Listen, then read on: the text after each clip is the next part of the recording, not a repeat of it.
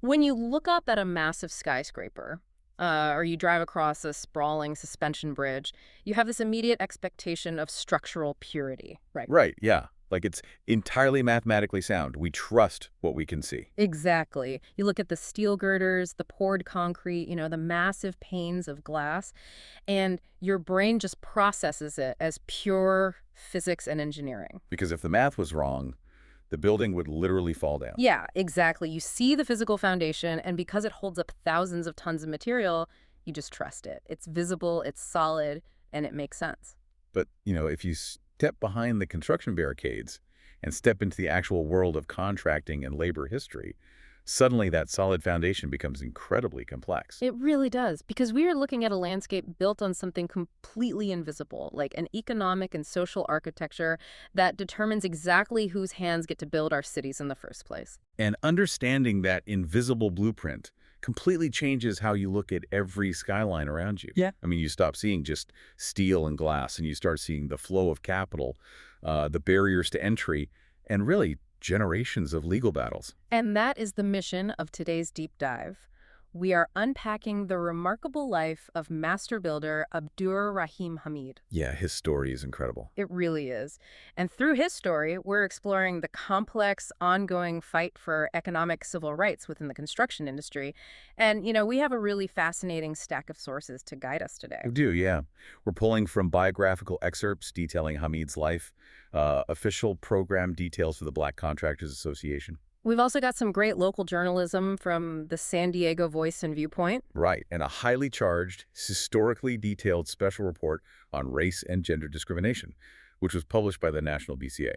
And just before we dive in, we should note that the special report we're looking at today, it contains some very raw historical grievances and some pretty aggressive political claims. Definitely. And our job today is not to play judge or jury on these allegations. Yeah. We are not endorsing specific viewpoints here. Right. We're simply cracking this report open to impartially convey the ideas, the data, and the legal arguments exactly as the BCA presents them, just so you can see the full scope of this battle. Exactly. Okay, let's unpack this. Because Hamid's journey does not start with, massive high-rises or multi-million-dollar public works contracts. It actually starts in his mother's backyard. Yeah. He originally hails from Los Angeles before his family moved to San Diego when he was just 2 years old. Oh, wow, so really young. Yeah, very young. And as a kid, Hamid was just naturally driven to figure out how things fit together. I mean, he was out in the yard constructing go-karts, clubhouses, pigeon cages. Just building whatever he could. Totally. He discovered very early on that working with his hands was his fundamental passion. And that physical passion eventually grew into a deeply philosophical one. Because early in his life, Hamid experienced a profound spiritual awakening within the Islamic faith. And part of that education revealed to him a history of his race as ancient master builders. Which is such a powerful concept. It really is. The biographical texts actually describe this as planting a seed of greatness in him. He realized it wasn't just about, hammering nails. He was connecting to this massive historical legacy of creating significant civilizations. What's fascinating here is how intentionally he went about cultivating that seed. Yeah. I mean, he didn't just learn a trade in a vacuum. Right. During his teenage years at the University of Islam, he was taught by Dr. Rodney Hood, who would actually later become a prominent black doctor in the community. Oh, really? Yeah. Hamid actively gathered this brain trust of mentors, developers, engineers, men of biology and math. So he's intentionally building an intellectual foundation for community leadership. At the exact same time, he's literally learning to frame walls. Exactly. And on the technical side, his mentorship was just as rigorous. He was guided by a journeyman carpenter named Alvin Jones, who taught him the fundamentals. And a journeyman, just for those unfamiliar, is someone who has completed their formal apprenticeship, so they are fully certified and highly skilled in their trade. Right, fully licensed. Yeah. But then, at 18, Hamid takes this fascinating detour. Yeah, this part is wild. He decides he needs to push his skills to the absolute physical limit. So he spends 4 years as a master welder for the U.S. Navy at the National Steel and Shipbuilding Company down in San Diego. The sources note he learned everything from stick welding to mud rod. And mud rod welding is a gritty, high-stakes process. I mean, it is not just casually fusing two pieces of metal together in a clean workshop. No, definitely not. It's often done in the confined, dirty, sometimes damp, lower levels of a warship. You have to use specific electrodes designed to hold an arc, even when there's rust or scale present. Which requires an insane level of precision, right? Oh, totally. Precision and nerve. Because you are dealing with the structural integrity of a military vessel. A failed weld there could literally cost lives. Yeah, it's like he had to learn the absolute rigidity of welding warships to realize his true structural passion lay in the flexibility and the craft of carpentry. That's a great way to put it. He mastered that uncompromising industrial environment, but the sources show he deeply missed carpentry. So when he eventually returned to the building trades, he had an early break constructing Tempo number 8, which was one of the first West Coast mosques. Right. And he literally built it using surplus lumber he sourced from Gordon's Lumber Company. Which means this wasn't just slapping together pristine, pre-cut material. No, not at all.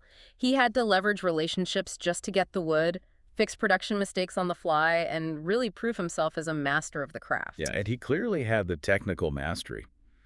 But the true turning point of his life, the catalyst for everything that followed. yeah, that happened when he zoomed out and looked at the broader mechanics of his industry. The epiphany on the hill. So Hameed had been hired by another mentor, Larry Logan, to supervise the wood framing of the Bayview Baptist Church in San Diego. And he showed incredible ingenuity on this site. He really did. Because the standard practice at the time to erect a massive 40-foot wall would have been to use a huge crew of men to manually muscle it up into place. Just raw manpower. Exactly. But instead, Hameed efficiently coordinated a crane and scaffolds to support the weight. He used mechanical leverage rather than raw manpower, which saved the company massive amounts of time and money. And then one day, after completing that framing, he's standing on the hill right behind the church. Okay. And he looks out over the downtown San Diego skyline, looking at all these new high-rises going up, and he asks the other workers around him, who is building those high-rise structures? And the answer was white contractors belonging to the union. Right. Hameed looked at this and challenged them, saying, don't you realize our black race has a proud history as master builders? He's seeing this profound disconnect, and, the economic context of the time makes it even sharper. Oh, absolutely. Because this was 1981, right in the middle of a recession. Banks were actually lending money for construction, but specifically for new black churches. But the contracts to build those churches, The physical cornerstones of the community. exactly, those contracts were overwhelmingly going to white contractors.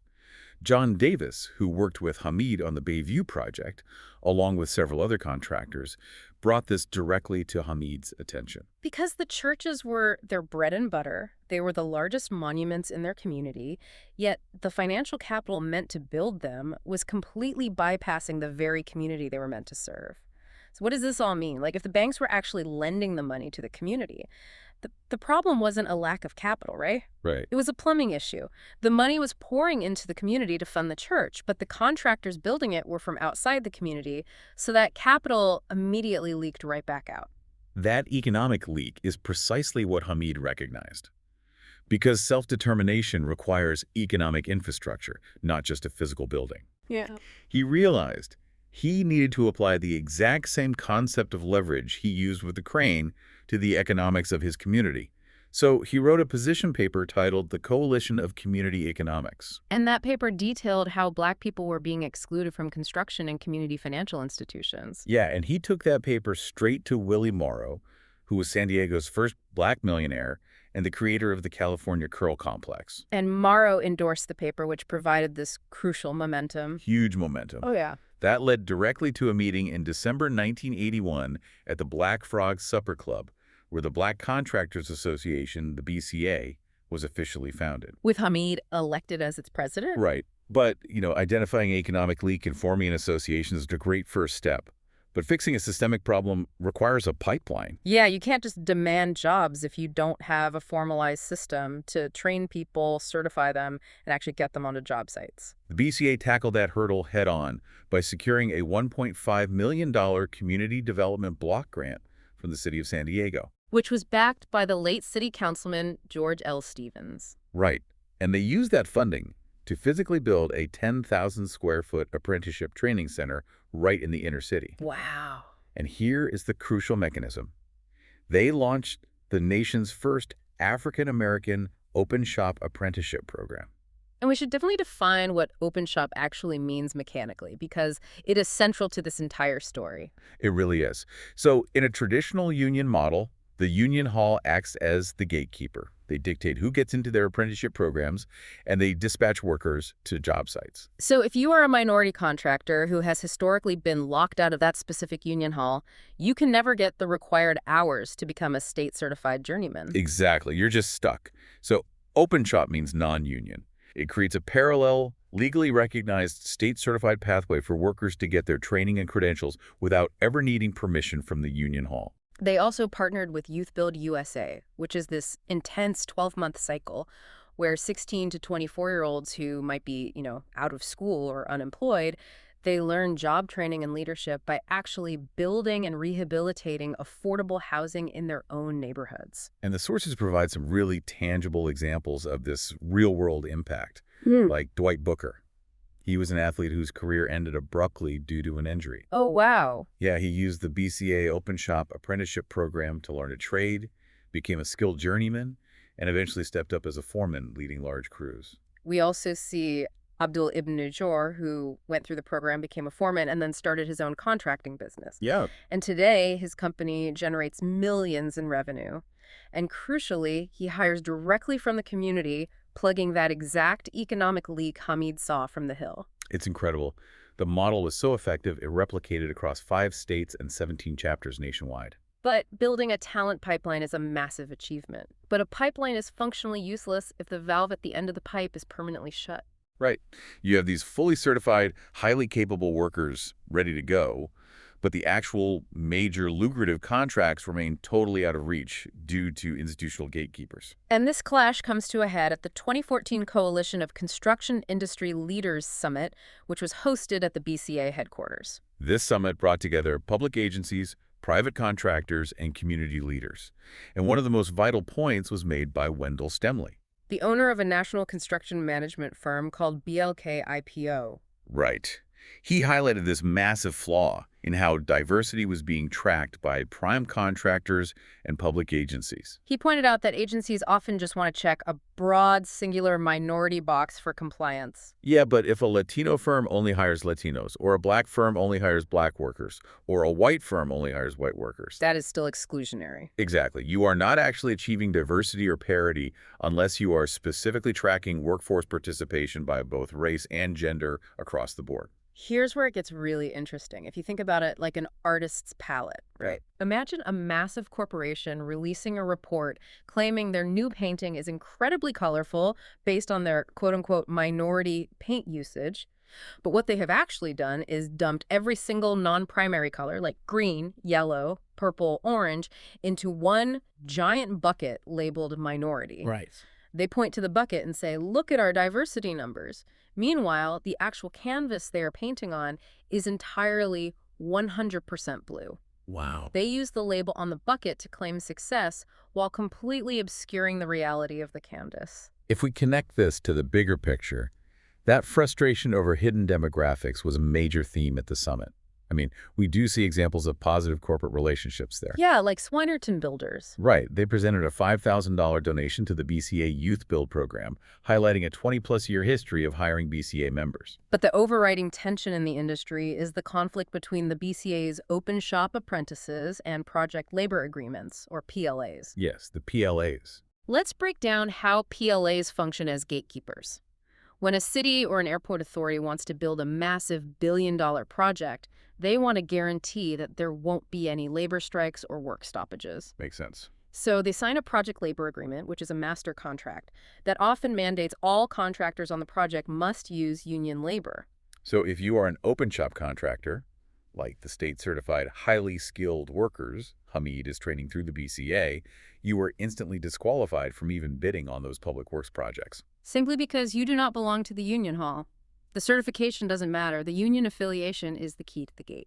And that systemic blockade led directly to the National BCA publishing a highly aggressive, raw special report. They effectively declared a war on race and gender discrimination in the San Diego construction industry. The core argument of this report is that decades of exclusion and bureaucratic gatekeeping have created a culture that effectively shuts African Americans and women out of construction jobs funded by taxpayer dollars.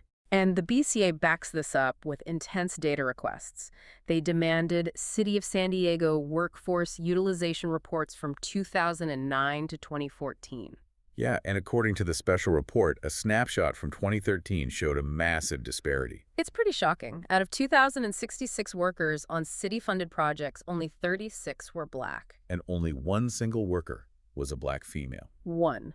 The report also documents a deeply hostile environment for the few who do manage to get on site. It cites specific instances of racial slurs, including the N-word being used by foremen and swastikas being drawn in job site bathrooms. The BCA argues that this mistreatment is so severe and the gatekeeping so tight that many workers fear reporting the abuse because they know they'll just simply lose their jobs and be replaced immediately. The BCA's report doesn't just look at modern data, though. It points to a controversial historical mechanism, which is the 1931 Davis-Bacon Act. Right. This is a federal law requiring private contractors to pay prevailing wages, which almost always means the higher union-scale wages on any federally funded project. Wait, hold on. I need to stop you there. Yeah. Prevailing wage means high wages, right?